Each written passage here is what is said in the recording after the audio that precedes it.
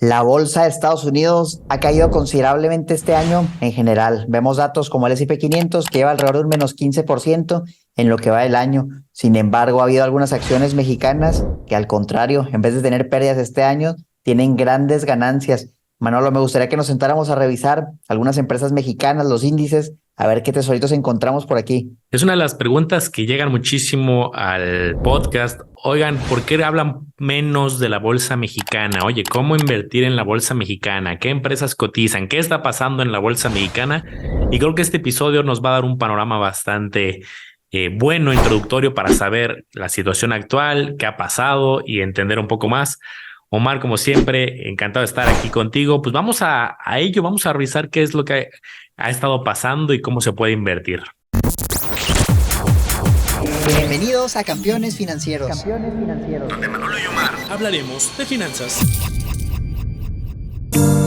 Este episodio está patrocinado por la comunidad privada de Manolo y Omar en Discord, donde vas a encontrar lives mensuales, noticias, reportes de acciones y ETFs, calculadoras privadas y el total acceso para que puedas preguntar lo que gustes a Manolo y Omar. Te invitamos a que te unas. Dejamos los enlaces en la descripción de este episodio.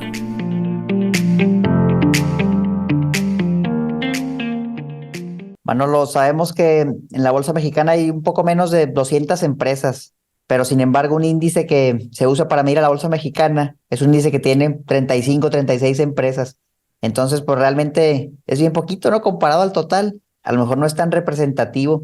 Y cuando vemos el índice, y vamos a hacerlo justamente ahorita, nos podemos llevar un panorama, decir, ¿sabes qué? Pues es que esto está peligroso. Y fíjate, por ejemplo, aquí últimos 5 años, la línea azul es el IPC, Índice de Precios y Cotizaciones, las 35, 36 empresas, se supone que más grandes de la bolsa mexicana. Y lo ves y dices, oye, en 5 años pues lleva 7%, pues imagínate por año, Manolo, como 1%, definitivamente nada rentable para quien invirtió en el índice. Ves el S&P 500, que es la línea roja, y lleva 48%. Y bueno, pues ya casi un 10% anual está más decente. Pero fíjate, cuando te vas más para atrás, Manolo, cómo esto cambia y las líneas se invierten. ¡Pum! De repente, ¡ah, caray! ¿Qué pasó? Ahora la línea azul de 2002 a la fecha, 20 años, 700%. El S&P 500, 243. Yo lo que nunca entendí, Manolo, es ¿qué pasó aquí? ¿Qué pasó aquí por el año 2001, 2002 a 2007? Fue un crecimiento exagerado en la bolsa mexicana, en el índice, vaya, de 400%.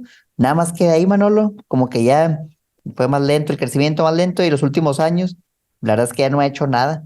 Pero a mí me encantaría saber tu opinión, Manolo. ¿Tú tendrás algún dato, algo de qué pasó aquí que la bolsa mexicana explotó? Yo dije, habrá habido una devaluación o algo así, pero pues no, ya busqué y no. Entonces parece que sí creció por méritos propios. Sí, fíjate, hay un dilema interesante cuando estamos analizando los rendimientos. El pasado no garantiza el futuro, pero nos ayuda a entender justo qué es lo que ha sucedido.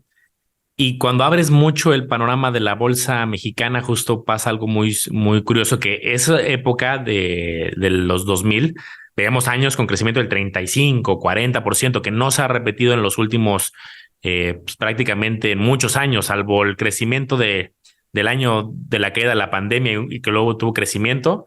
Es difícil, ¿no? Materializarlo. Entonces, yo lo que te diría es, pues veníamos de México de situaciones complicadas de crisis en los 80, en el 94, 95, pero ya para la época de justo del 2000, recordemos que en el lado de Estados Unidos estaba la crisis de la burbuja, empezó una de las crisis importantes en Estados Unidos, en muchas empresas tecnológicas en el mundo, pero México no se vio tan impactado. Ahorita vamos a ver el tipo de empresas que cotizan en la bolsa mexicana. Entonces recuerden que lo que pasó de crisis en el 2000 fue más como tema tecnológico y fue en otros, sobre todo en Estados Unidos.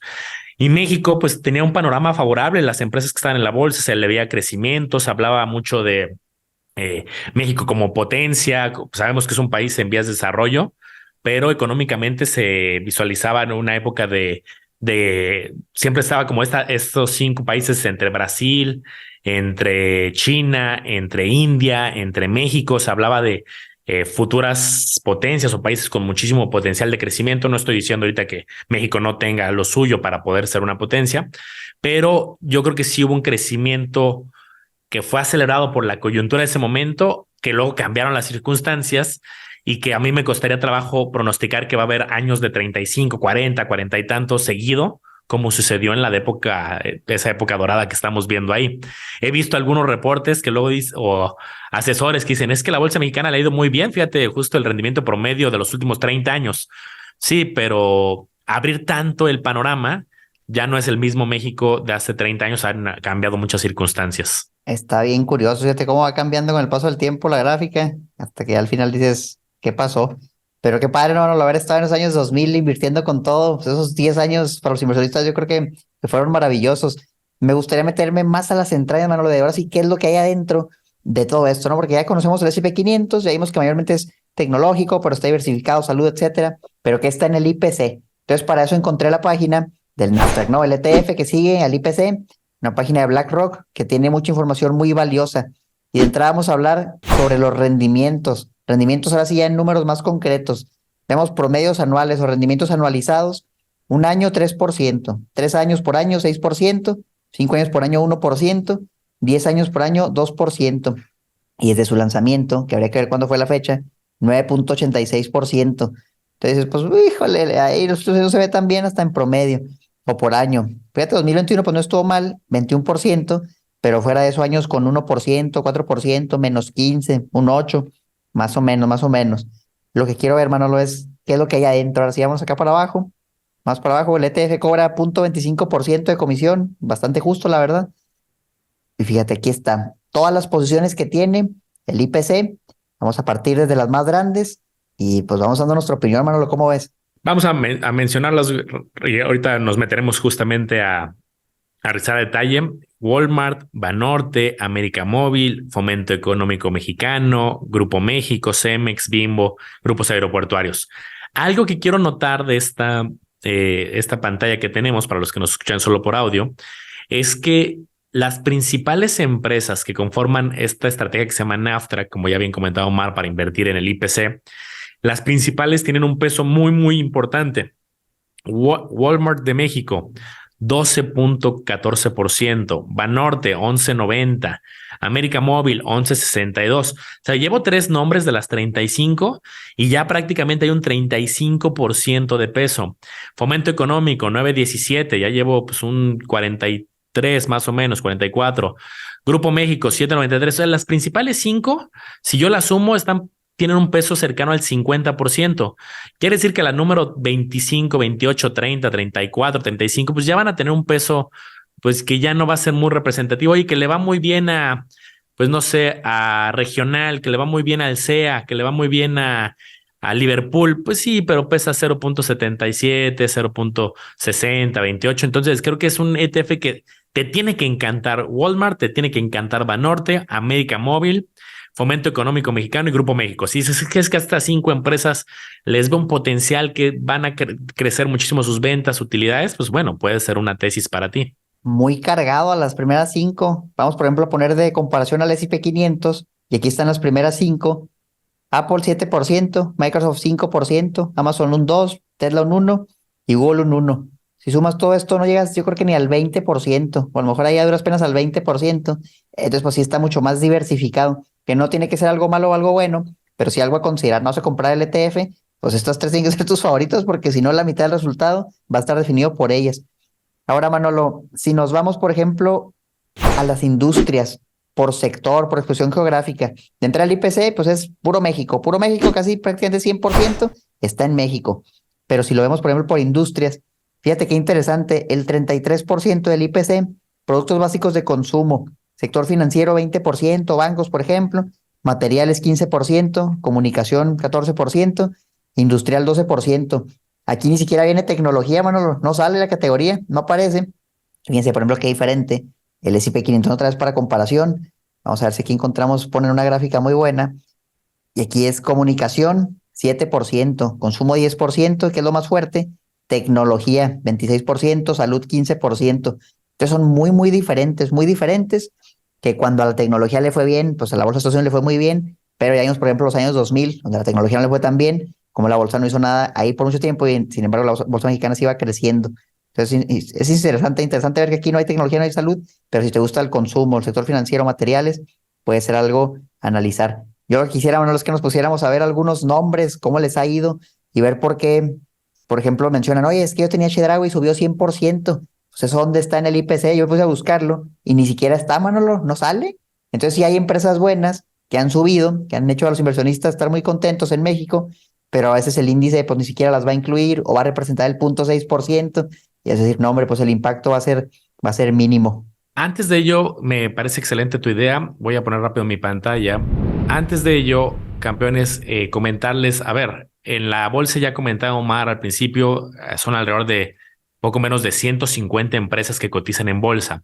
Déjenme hacer aquí un poco más grande la información.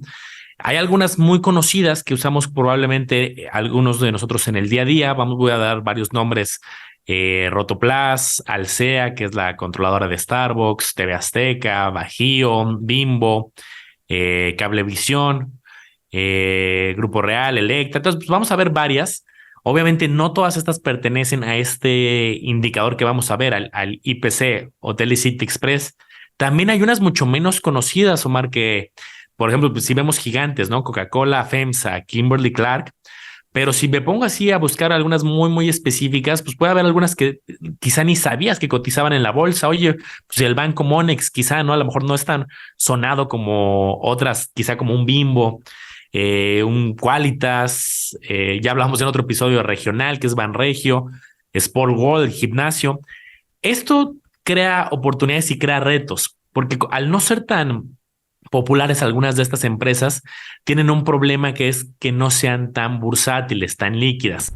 Hay unas que sí se compran y venden y es muy fácil adquirirlas, y hay unas que he visto que prácticamente se mantienen casi sin movimiento, a diferencia de una acción más popular que ves cómo va cambiando cuando el mercado está abierto. Hay unas que se mantienen días tal cual sin movimiento y de repente compran y de repente un movimiento. Entonces, hay como 150 opciones. Estamos viendo el paquete 35 que está cargado a las principales 5.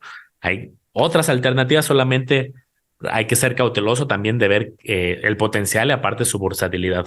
A ver, Manolo, pues mira, hice esta gráfica donde puse literal al IPC y a las primeras 5 posiciones. Lo que quiero es verlo en diferentes plazos, a ver qué ha pasado, ¿no? Porque el IPC está tan estático. Entonces la línea azul es esta en medio que dice MXX, 21% lleva en los últimos 5 años. Bueno, a ver, pero también me voy a los últimos 5 años, lleva 7% de 2018 a 2022. Tenemos algunas que están arriba. Por ejemplo, la más grande era Walmex, Walmart, y fíjate, Walmart de México, 59% en los últimos 5 años. La verdad es que está muy bien, está excelente, y es la posición más grande. Tienes otra como Banorte, que también era de las primeras, 36% en 5 años. Está razonable. Y luego hay unas que están en negativo, pero fíjate, lo que le quiero mencionar con esto es que algunas empresas del IPC les va bien, pero a algunas también les va muy mal. Aquí tengo otra gráfica donde añadí algunas no tan grandes. Por ejemplo, Bimbo. Viene Bimbo y dices, oye, pues a Bimbo le ha ido súper bien. Si nos vamos, por ejemplo, a los últimos 5 años, 98%. Y dices, oye, pues cómo estaba, está bien padre haber tenido Bimbo y me hubiera ido muy bien. Y así algunos otros nombres que estuve agarrando aquí de la lista de empresas. Por ejemplo, los grupos aeroportuarios. Ahorita le comentaba, no lo antes de grabar el video. Oye, Grupo Aeroportuario del Pacífico, GAPB. Lo vemos aquí en esta gráfica. Y si te vas, por ejemplo, para atrás, fíjate nada más, mientras más para atrás te vas, por ejemplo, el año 2010, 2012, donde ya a partir de ahí a lo mejor el IPC ya no hizo tanto, el Grupo Aeroportuario del Pacífico, 550% de rendimiento. Entonces sí siento como que es específico de ciertos periodos, Manolo, de ciertas empresas, como que a lo mejor agarrar el índice como tal, puede que si no te gustan esas empresas no sea la mejor idea, pero tal vez encontrando algunos en específico, puede que haya buenas oportunidades en la bolsa mexicana. Justo antes de grabar este episodio estábamos comentando, Mar y yo, que hace alrededor de un año tuvimos un analista aquí y dio el nombre de 5 o 6 empresas mexicanas, y la verdad es que muchas de esas que dio traen rendimientos ahorita impresionantes. Esto lo comento no solamente para que luego vean que tenemos invitados bien, muy buenos, sino además porque yo creo que sí hubo una oportunidad muy buena 2020-21 en la bolsa mexicana. Y era algo que nos decía mucho este experto, era un analista de una casa de bolsa, y nos decía, oye, es que ahorita el mercado mexicano está muy castigado, son empresas que se van a recuperar eventualmente con el tema de la pandemia y cuando pase, y tienen mucho potencial, tienen sólidos fundamentales. Y entonces a lo que voy, tenemos la época que ya comentaba Omar de los 2005, 2000, antes de la crisis, ¿no? 2005, 2006, 7, 8, fabulosa. Luego hay el aplanamiento, y esto lo comento porque van a ver justo lo que ahorita comentaba Omar, algunas empresas que han tenido crecimientos bien interesantes, pero sobre todo si tú te metes a ver crecimientos 2021 a 2022. Déjenme para ello enseñarles esta otra página de aquí de Trading Economics, que trae muchas de las empresas que cotizan, que están partes del IPC, con su rendimiento anual, y vemos unas, como decía Omar, fabuloso, ¿no? 53, 24, 63, 40. No todo, ¿eh? Vemos menos 16, vemos menos 9, menos 14, 22.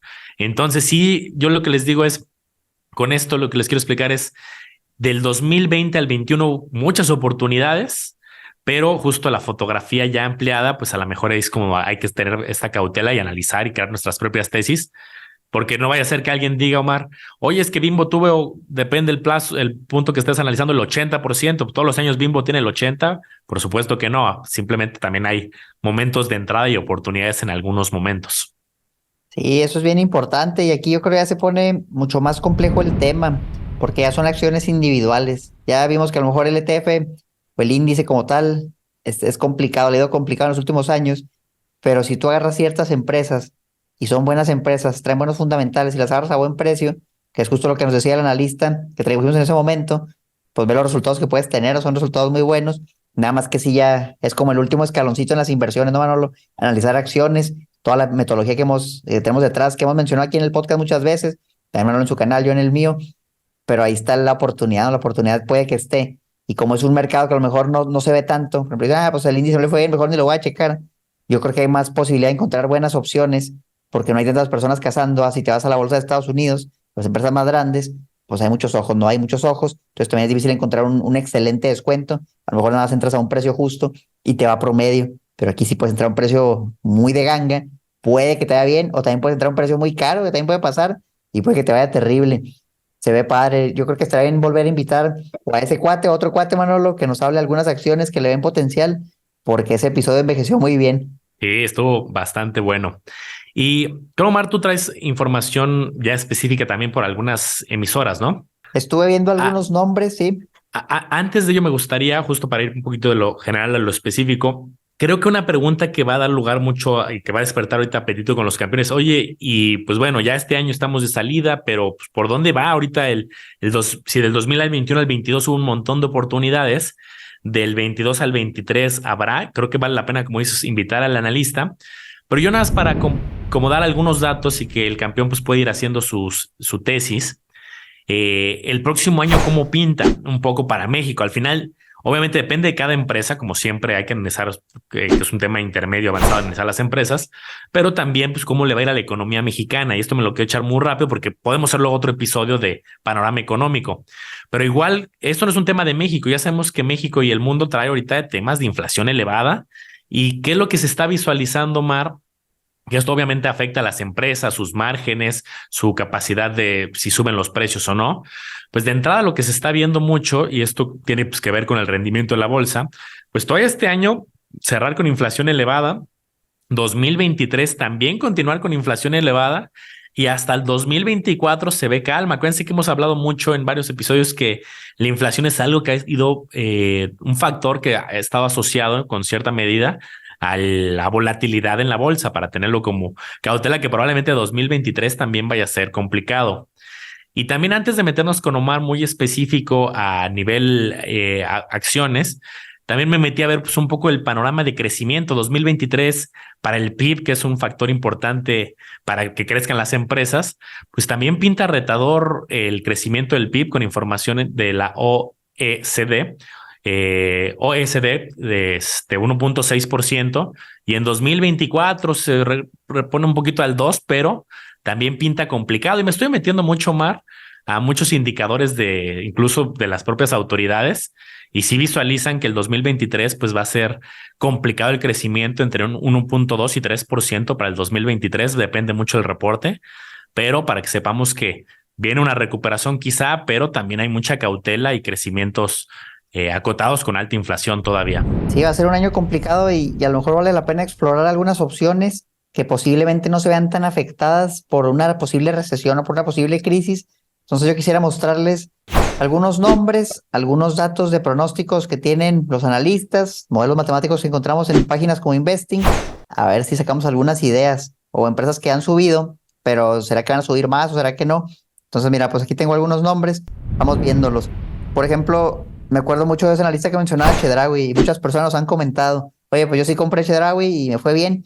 Mira nada más, Manolo, en lo que va el año, 118% en un año completo, vaya, 118%, qué locura. Pero te das, por ejemplo, 5 años atrás, y digo, no está mal, 114, pero la gran mayoría, fíjate, hasta parece, te decía ahorita la gráfica de Tesla, es un incremento muy considerable. Cuando Tesla subió, ahorita pues ya de 50% hacia abajo, pero en su momento sí se veía. Últimos 10 años, 117, es decir, ha subido más en un año que lo que ha subido en los últimos 10 años. Entonces, fíjense cómo si es una cuestión de tiempos, de a qué momento le vas a entrar, porque si lo hubieras entrado hace 10 años, pues ahorita dirías, oye, nada más este último año recuperé todo lo que no había ganado en los últimos 10 años. Entonces, ¿qué dicen, por ejemplo, los analistas de Chedraui? Yo me acuerdo mucho que nos comentaban cuando hablábamos con la persona experta de la bolsa mexicana, que nos decía, ¿sabes qué? Es que Chedraui tiene la mayoría de sus ingresos en dólares, está abriendo muchas tiendas en Estados Unidos y estaba parando la idea, que lo está yendo muy bien allá. Pero fíjense, ahorita la acción está a 83 pesotes. Tú puedes comprar una acción a 83 pesos. Los analistas en promedio, que son 9 analistas, creen que debería valer 79. Entonces, pues ya está arribita de lo que dicen los analistas. A lo mejor ya pues, con la subida que tuvo, cómo no, ya subió el 100%. Y los modelos matemáticos de investing dicen que debería estar en 118. Y es muy variado, unos 66, otros 160. Aquí habría que validar, Manolo, la información financiera, porque acuérdense que estos modelos jalan la información del mismo portal que viene de los reportes, pero hay que ver si con empresas mexicanas funciona igual de bien que con empresas, por ejemplo, de Estados Unidos, a ver si no hay un dato ahí curioso, algo que tenga que ajustarse. Yo tomaría esto con cautela, pero sirve de referencia. Entonces, pues, oye, Chedraui lo es, y dice, bueno, a lo mejor ya no es una mega ganga como era antes, pero ¿qué tal, por ejemplo, si nos vamos a otra? A Bimbo, Manolo, a Bimbo. Bimbo en el último año, 61%. Qué locura. Últimos 5 años, 119%. Está maravilloso. Últimos 10 años, 186. Es una empresa que le ha ido bien y es relativamente consistente. Aquí tuvo unos años que no hizo nada y luego ya tuvo una mega subida. Si se ponen a pensar, la gente, haya recesión o no, pues probablemente siga comprando pan. Oye, voy a ir a comprar el pan, voy a hacer unos sándwiches. Realmente es un producto, yo diría, de la canasta básica que necesitas comprar, que vas a tener tus productos. Entonces, es un producto que en tiempo de recesión la va a hacer bastante bien. Por ejemplo, los analistas, ahorita la acción está en 87. Los analistas dicen que debería estar en 77, ya también está arribita. Y lo que dicen los modelos matemáticos es que debería estar en 100. Entonces también, Manolo, ya subieron mucho, a lo mejor ya no son la mejor ganga. ¿Tú qué opinas? Yo creo que al ver la opinión de algunos de los analistas y la evaluación, algunas tendrán potencial, algunas no. Yo creo que vale la pena. Este episodio va a despertar mucho apetito y decir, oye, a ver, pues ha sido interesante algunas. Creo que puede ser un año complicado y hay varias empresas que cumplen esta característica que dices que son más defensivas. En época complicada se continúan. Pero, pues como todo, hay que revisar su evaluación, su potencial de crecimiento, sus estados financieros. Entonces me gusta como lo que puede despertar este episodio. Yo la verdad te voy a decir cómo incorporaría el IPC o empresas mexicanas a mi estrategia. Yo la verdad es que no es un índice que planeé hacer un DCA y comprarlo siempre. Más bien creo que la bolsa mexicana es de monitoreo, empresas muy particulares y de momentos. Si vimos en los últimos 10 años, aunque no garantiza el futuro, pues han sido un desempeño no tan favorable, ¿no? Veíamos un 3%, creo que analizado, dos y tantos. Pero pues quien invirtió oportunamente en el 2020-21, pues ahorita trae algunas empresas con 50-60%. Entonces eso me invita a la reflexión no solamente en México, sino en varios países emergentes, que hay buenas oportunidades para estarlas cazando. Y para tema general de hacer DCA, yo uso algunas otras estrategias, pero no descarto echarle un ojo a empresas muy particulares que pueden tener potencial. Y algo más, Omar, que creo que vale la pena también comentar, es que si tú buscas esta palabra y buscas desliste BMV, o sea, Bolsa Mexicana de Valores, te van a salir un montón de notas que te van a dar una pista de algo que ha estado pasando. Adiós a la Bolsa Mexicana, y X empresas aprueba su salida, desliste de empresas, pasó su momento. Entonces, hay muchas empresas que en lugar de sumarse a que cotizar en bolsa, han decidido salir de ella. Este es un tema que ha pasado, Omar, en los últimos años. Lo hemos platicado también, lo hemos cuestionado, que hay ciertos países donde cada vez hay más empresas que podemos comprar y las mexicanas, al contrario, han salido nombres en los últimos años que deciden retirarse. Que eso no quiere decir que la empresa vaya a quebrar o algo en particular, simplemente que ya el inversionista promedio, como tú y como yo, como Mark, como la mayoría que estamos aquí escuchando, y ya no podemos invertir, ya se vuelve privada y ya habrá socios, stopper de forma privada, ya no pública. Cuando pase eso, te van a avisar, van a mandar comunicados, la casa de bolsa te va a escribir, en el grupo de Omar y en el mío está la gente muy activa avisando, en muchos portales de noticias sale, y entonces pues eso quiere decir que va a haber una fecha donde ya no vas a poder comprar y vender y pues o la vendes antes o te sales justamente cercano a la fecha y nada más ten cuidado porque pues, es un fenómeno que ha estado sucediendo, esperemos que en próximos años la situación se revierte y haya más apetito por nuevas empresas. Y eso es un tema delicado, la salida de empresas, y la realidad es que lo que hemos visto es que muchas veces este tipo de empresas, si bien cotizan en la bolsa y son públicas, la parte controladora es una familia, ¿no? Un grupo de familiares que tiene el 70%, el 80% de la empresa. Por ejemplo, yo estaba viendo ahorita al grupo Electra, no porque me interesa invertir ahí, sino nada más para comparar, por ejemplo, el dueño, cuánto tiene el grupo Electra y era más del 70%. Entonces, pues sí, a lo mejor ahí está en la bolsa, pero pues realmente no vas a tener a lo mejor ni derecho a voto porque pues tienen la mayoría ya y a lo mejor es muy distinto, ¿no? Entonces para ellos es fácil. Pues nada más compro el restante y me salgo, porque al final de cuentas no es mucho.